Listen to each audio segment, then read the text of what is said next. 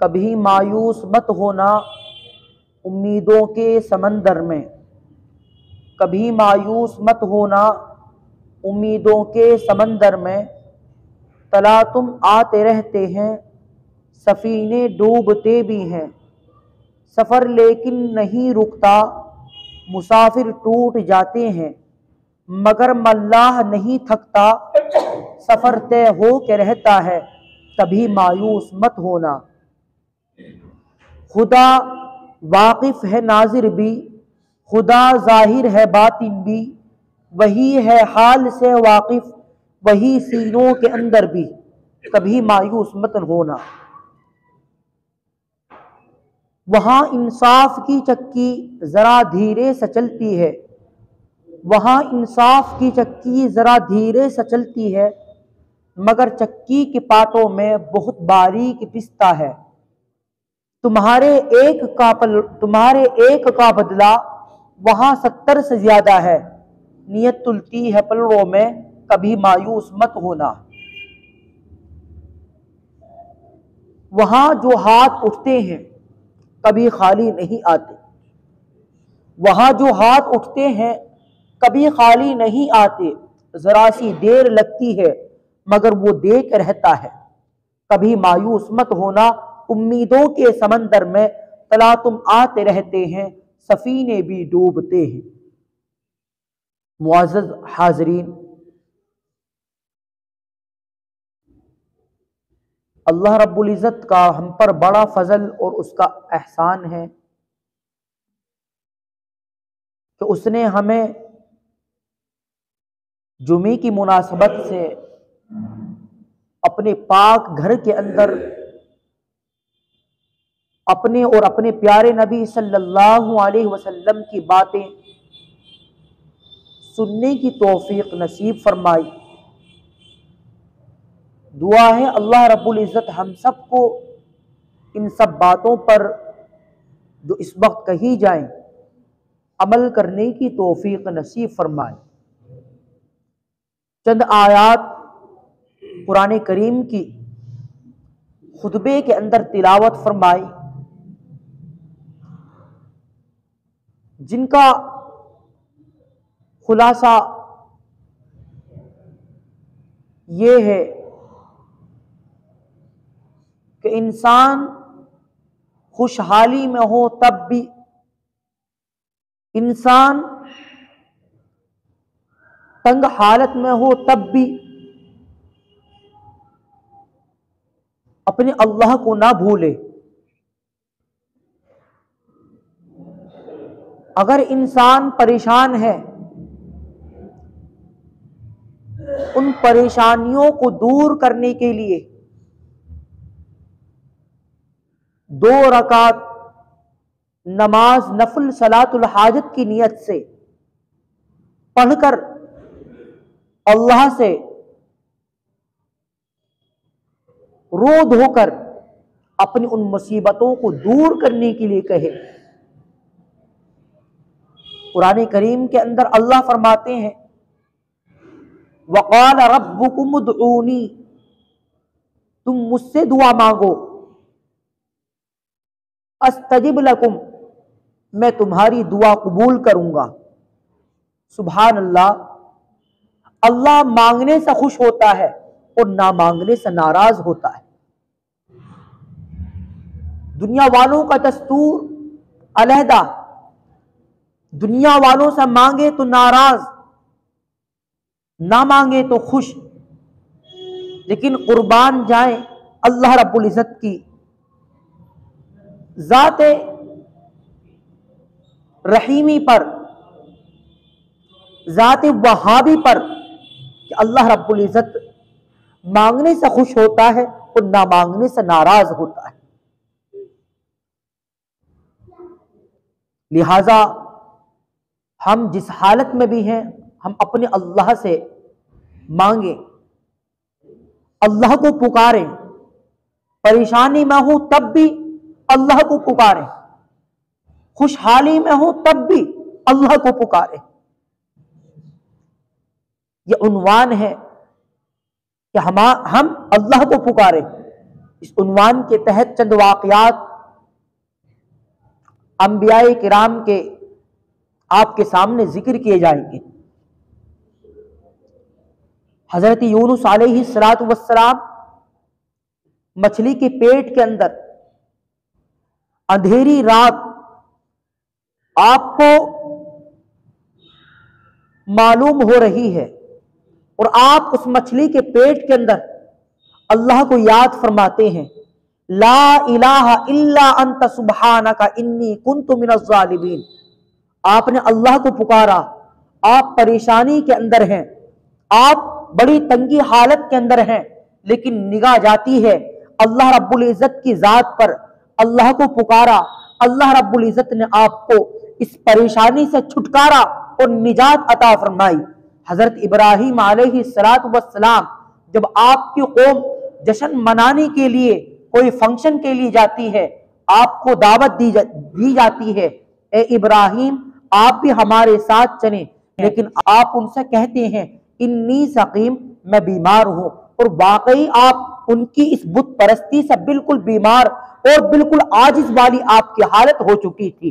चुनांचे आपके कौम के लोग उस फंक्शन मनाने के लिए, उस प्रोग्राम में शिरकत के लिए चले जाते हैं। हजरत इब्राहिम अलैहिस्सलातु वस्सलाम पीछे अकेले हैं। आपने एक मजे का काम किया।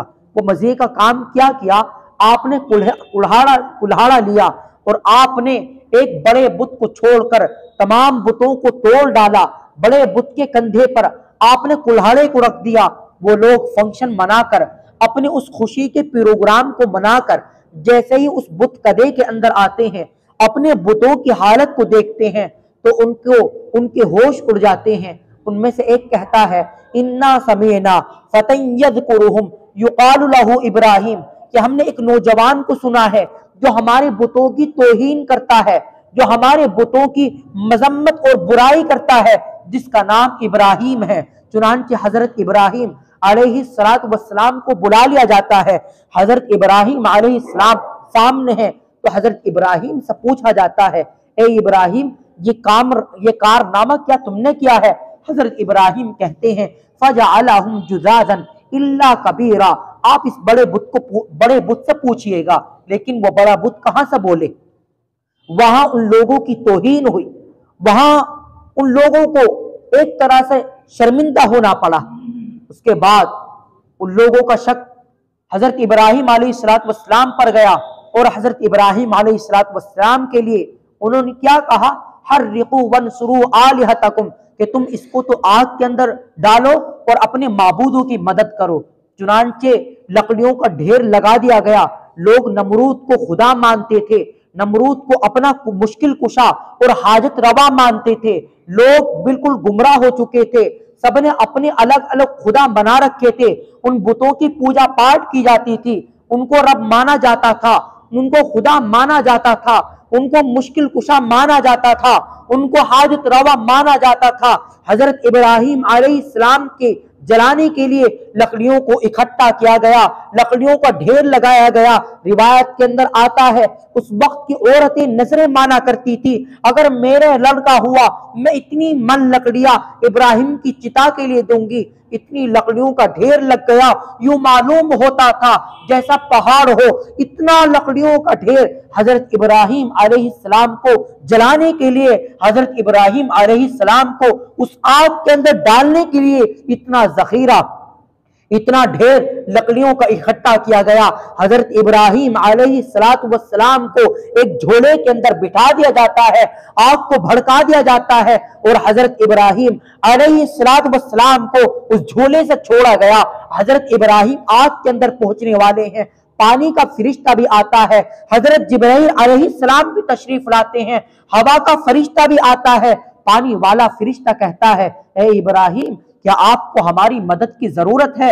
आप हमको हुक्म दीजिए, आप हमको आर्डर दीजिए, हम फौरन अभी पानी के जरिए से इस आग को बुझा देते हैं। लेकिन कुर्बान जाइए, हजरत इब्राहिम अलैहिस्सलातु वस्सलाम की जात पर आपकी निगाह अल्लाह पर थी, आपका भरोसा, आपकी तवक्कुल अल्लाह की जात पर थी। आप कह देते हैं कि मुझे आपकी जरूरत नहीं है। उधर हवा वाला फरिश्ता भी बोल उठता है, ए इब्राहिम कि आपको हमारी मदद की जरूरत है। वो कहते हैं मुझे तुम्हारी मदद की जरूरत नहीं है।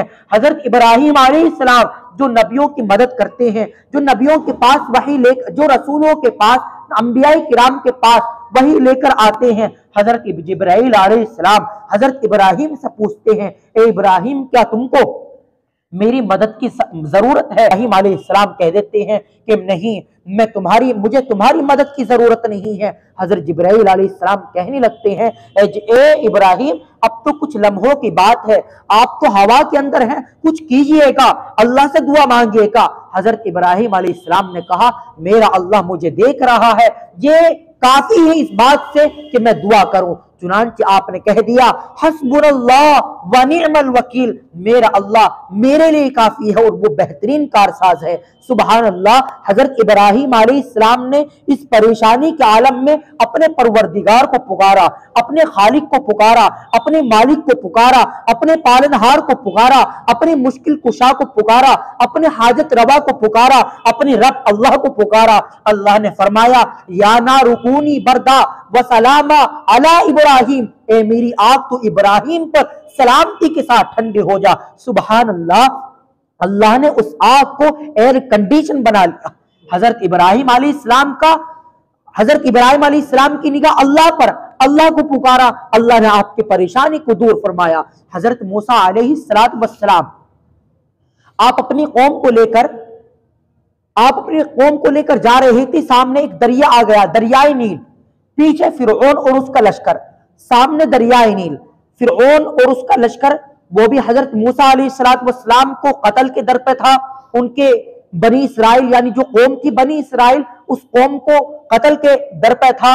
पीछे फिरौन और उसका लश्कर है, आगे दरिया। लोग बड़े हैरान, अस्हाब मूसा इन्ना लमुदरकून। हजरत मूसा अलैहिस्सलाम के जो साथी थे वो कहने लगे, अब तो हम पकड़े गए। अस्हाब मूसा इन्ना लमुदरकून। क़ाला, हजरत मूसा अलैहिस्सलाम ने जवाब दिया, कल्ला, ऐसा हरगिज नहीं हो सकता, इन्ना माइया रब्बी सयहदीन, मेरा रब मेरे साथ है, वो अनकरीब मेरी रहनुमाई करेगा। सुभान अल्लाह। अल्लाह रब्बुल इज्जत की जात पर हजरत मूसा अलैहिस्सलाम की निगाह गई। अल्लाह रब्बुल इज्जत ने आपको हुक्म दिया, ए मूसा आप अपनी इस असा को इस समंदर पर मारे। अब अगर हम अकल से पूछें कि अगर असा को हम दरिया पर मारे तो क्या होगा, अकल चीखती है, अकल चिल्लाती है कि अगर तुम्हें उस असा को मारना ही है तो पीछे फिरौन के सर पर मारिएगा, फिरौन के लश्कर पर मारिएगा, आप दरिया पर मार कर क्या करोगे। लेकिन हुक्म अल्लाह का था, अल्लाह की जात पर हजरत मूसा का यकीन था, हजरत मूसा का अल्लाह की जात पर पक्का और पुख्ता यकीन और ईमान था। अल्लाह का हुक्म हुआ, हजरत मूसा अलैहिस्सलाम ने जैसे ही दरिया के अंदर असा को मारा, असा फनफलका फकान कुल्लु फिरकिन कत्तहुदिल अजीम। सुभान अल्लाह। अल्लाह ने उस दरिया के अंदर से रास्ता निकाल दिया और फिरौन, हजरत मूसा अलैहिस्सलाम और उनकी कौम निजात पा गई। और जब फिरौन ने यह मंजर देखा कि हजरत मूसा अलैहिस्सलाम का लश्कर पार हो गया, फिरौन अकल का अंधा, उसने भी अपने लश्कर को हुक्म दे दिया कि तुम भी घोड़े दौड़ाओ। लेकिन अल्लाह रब्बुल इज्जत का हुक्म यह था कि अल्लाह रब्बुल इज्जत ने फिरौन को भी और उसकी कौम को भी उस दरियाए नील के अंदर गरक और तबाह कर दिया। हजरत मूसा अलैहिस्सलाम की निगाह अल्लाह की जात पर गई, अल्लाह को पुकारा परेशानी के आलम में, अल्लाह ने उनकी परेशानी को दूर फरमाया। हजरत यूनुस अलैहिस्सलाम ने मछली के पेट के अंदर अल्लाह को पुकारा, अल्लाह ने उनकी परेशानी को दूर फरमाया। हजरत इब्राहिम अलैहिस्सलाम ने अल्लाह को पुकारा, अल्लाह ने उनकी परेशानी को दूर फरमाई। अल्लाह रब्बुल जलाल वल इकराम जब इंसान अल्लाह को पुकारता है, यकीनन अल्लाह रब्बुल इज्जत उसकी फरियाद को, उसकी पुकार को सुनते हैं और कबूल करते हैं। इसलिए मेरे भाइयों, हम परेशानी के अंदर हैं तब भी, खुशहाली के अंदर हैं तब भी हम अल्लाह को पुकारें। परेशानी के आलम में हैं, कर्ज के अंदर डूबे हुए हैं, कारोबार नहीं चल रहा है, काम नहीं चल रहा है, घरेलू एतबार से परेशान है, मेरे भाइयों मायूस मत हो, अल्लाह की रहमत से मायूस मत हो। काम बिगाड़ने वाला भी वही है, काम को सुधारने वाला भी वही है, बीमारी देने वाला भी वही है, बीमारी को दूर करने वाला भी वही है, शिफा देने वाला भी वही है, बीमारी देने वाला भी वही है। इन्नल्लाह अला कुल्ली शैइन कदीर। मेरे भाइयों, वो हर चीज पर कुदरत रखता है। आप अपने अकीदों को खराब ना करके आप कब्रों पर जाकर वहां वलियों से मांगे, उनके कब्रों पर चादर चढ़ाएं, वहां सजदा करें, वहां माथा टेके, अपने अकीदे को खराब करके, अपने ईमान को खराब करके, ईमान को सल्ब करके, मेरे भाइयों आप क्यों अपने ऊपर जहन्नम वाजिब कर रहे हैं? ये तो अकायद खराब होते हैं। हम अगर परेशानी में है अल्लाह को पुकारें। हजरत यूनुस अलैहिस्सलाम ने अल्लाह को पुकारा, अल्लाह ने इनकी परेशानी को दूर फरमा दिया। आगे एक मशाता यानी जो फिरौन की बेटी के अंदर सर के बालों में कंघी क्या करती थी, उस पर मजालिम ढाए गए। कैसे मजालिम ढाए गए? एक मर्तबा वो फिरौन की बेटी के सर के अंदर कंघी कर रही थी। अब कंघी करते करते उसके हाथ से कंघी छूट गई। अब जब कंघी नीचे गिरी, उसने कंघी उठाने के लिए अल्लाह का नाम ले दिया, मसलन अल्हम्दुलिल्लाह या सुभान अल्लाह या अल्लाहु अकबर कहा, यानी अल्लाह का नाम लिया। फिरौन की बेटी एक तरह से मुतवज्जे हुई और कहने लगी, ए मशाता, क्या तुम मेरे अब्बा पर ईमान नहीं रखती? क्या तुम मेरे अब्बा फिरौन को अपना खुदा नहीं मानती है? वो मशाता कहने लगी, नहीं, मैं तो तेरे अब्बा को अपना खुदा नहीं मानती। मेरा तो रब वो है जो हजरत मूसा अलैहिस्सलाम का रब है। तेरा अब्बा तो एक आम इंसान है, तेरे अब्बा को कैसा अपना खुदा मान सकती हो? चुनांचे ये फिरौन की बेटी मशाता महल के अंदर गई, अपने अब्बा से इसने बात बताई कि ऐसे अब्बा जान, आपके जेरे साया, आपके जेरे साया मशाता जो मेरे बालों के अंदर कंघी करती है, आपको अपना खुदा नहीं मानती है, आपको अपना रब नहीं मानती है। फिरौन गुस्से के अंदर आ गया। फिरौन ने अपने दरबारियों को हुक्म दिया कि तुम मशाता को गिरफ्तार करके मेरे इस दरबार के अंदर लाओ। चुनांचे हजरत मशाता रजी अल्लाह ताला अन्हा को गिरफ्तार करके फिरौन के दरबार के अंदर लाया गया। फिरौन सामने बैठा हुआ है, मशाता को गिरफ्तार किया गया है। मशाता से कहा जाता है, ए मशाता, मैंने सुना है कि तुम मुझे अपना खुदा नहीं मानती है, तू मुझे अपना रब नहीं मानती है। मशाता डंके की चोट पर बमांगी दोहल कहती है, हाँ मैं तुझे अपना रब नहीं मानती, हाँ मैं तुझे अपना खुदा नहीं मानती हूँ। फिरौन गुस्से के अंदर आ जाता है, दरबारियों को हुक्म देता है इस मशाता के हाथों के अंदर कीले गाड़ी जाए, इस मशाता के पांवों के अंदर कीले गाड़ी जाए। चुनांचे हजरत मशाता के हाथों के अंदर कीले गाड़ दी गई हैं, हजरत मशाता के पांवों के अंदर कीले गाड़ दी गई हैं, आप लहू लुहान हो चुकी हैं। उसके बाद हजरत मशाता से फिरौन कहता है, ए मशाता, मुझे लगता है अब तो तू तो डर गई होगी, अब तो तेरे अंदर मेरा खौफ बैठ गया होगा, अब भी तू मुझे अपना रब मान ले, अब भी तू मुझे अपना खुदा मान ले, मगर कुर्बान जाइए उस मशाता की ईमान पर, कुर्बान जाइए उस मशाता की बहादुरी पर, कुर्बान जाइए उस मशाता की जुर्अत पर। मशाता कहती हैं, फ़क़ज़िमा अंतकाज़, फिरौन तू मेरे साथ जैसा चाहे कर सकता है, तू मेरी जान निकाल सकता है, तू मुझे मौत की घाट उतार सकता है, लेकिन मेरे दिल से ईमान नहीं निकाल सकता। तू मेरे साथ जैसा चाहे वैसा कर ले, लेकिन मैं तुझे अपना रब नहीं मान सकती।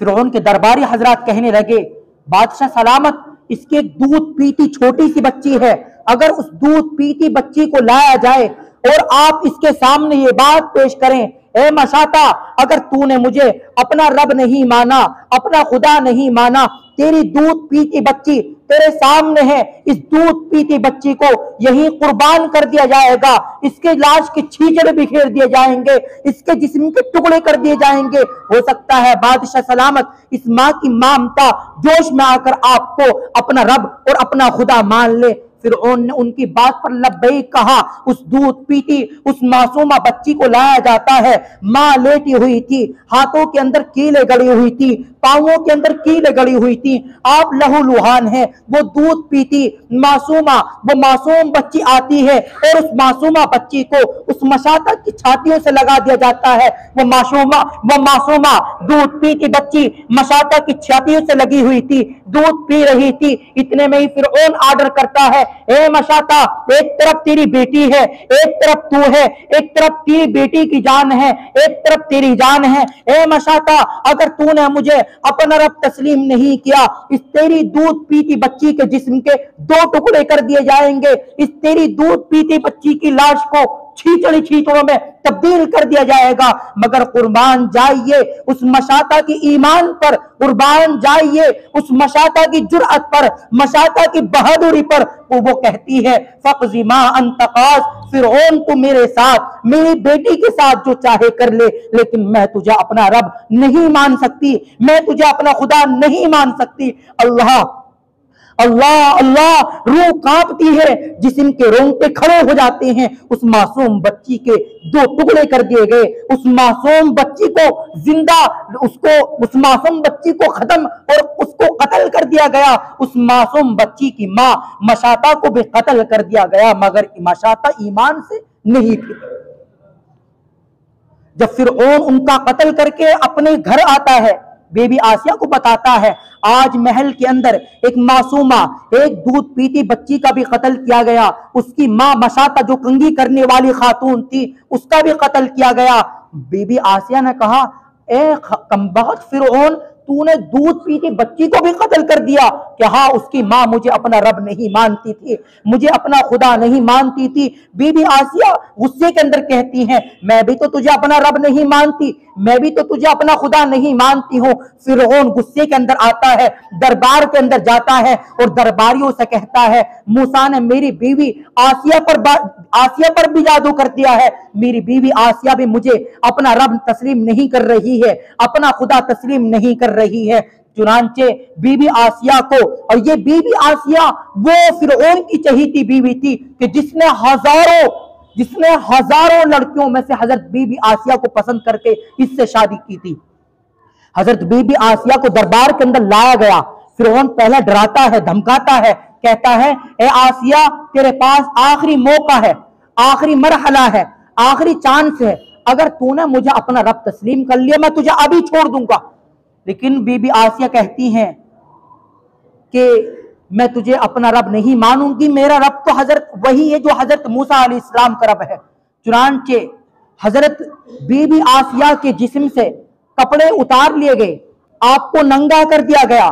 नंगा करने के बाद आपको जिस्म पर लिटा दिया गया।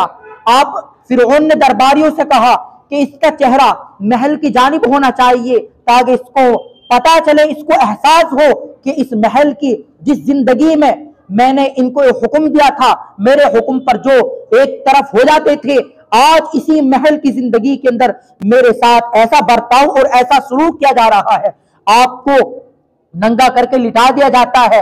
और फिर फिरौन कहता है, ए आसिया, अब भी तू समझ जा, मुझे अपना रब मान लिया, भी तेरे साथ इतना बुरा बर्ताव नहीं किया, मैं अब भी छोड़ दूंगा। लेकिन बीबी आसिया वही कहती हैं जो मशाता ने कहा था, फक़ज़ी मा अंत क़ाज़, फिरौन तू मेरे साथ जैसा चाहे वैसा कर ले, लेकिन मैं तुझे अपना रब नहीं मानूंगी। फिरौन गुस्से के अंदर हो जाता है, अपने दरबारियों को हुक्म देता है, फिरौन बीबी आसिया के हाथों में कीले गाड़ी जाए और इसके पांवों के अंदर भी कीले गाड़ी जाए। चुनांचे हजरत बीबी आसिया के हाथों में भी, पांवों में भी कीले गाड़ दी गई। और फिरौन का भी गुस्सा ठंडा नहीं हुआ, अपने दरबारियों को हुक्म दिया कि इसके जिस्म से खाल खींची जाए। आपकी जिस्म से खाल खींची गई, अब भी गुस्सा ठंडा नहीं हुआ। फिरौन कहता है, इसके जिस्म पर जो तुमने खाल खींची है, इसके जिस्म पर मिर्चों को छिड़का जाए, नमकों को छिड़का जाए। चुनांचे नमक को छिड़का गया और मिर्चों को छिड़का गया। और फिर फिरौन कहता है, ए आसिया, अब भी तो अपना मुझे रब मान ले, मैं अब भी तुझको छोड़ दूंगा। लेकिन बीबी आसिया लहू लुहान है और एक दुआ कहती हैं, रब्बी इब्नी ली इंदका बैता फिल जन्ना वनज्जिनी मिन फिरऔन व अमलिही वनज्जिनी मिनल कौमिज़ ज़ालिमीन। ए अल्लाह, फिरौन मुझे महल से निकाल रहा है, तो मुझे इस महल के बदले जन्नत के अंदर एक घर अता फरमा और मुझे फिरौन के और इसके जालिम कौम से निजात अता फरमा।